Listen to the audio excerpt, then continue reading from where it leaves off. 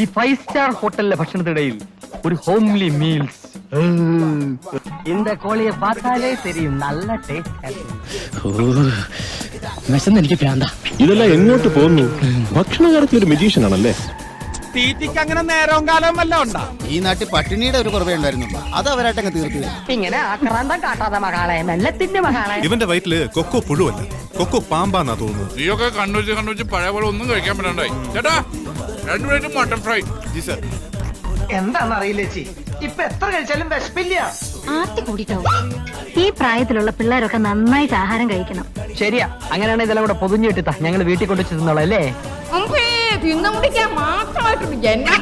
ജോലി ഉണ്ടാവുക എന്നുള്ളതല്ലേ പ്രധാനം. അതെന്തായാലും എന്താ ഉണ്ണുന്നത് ഒരു ജോലിയാ.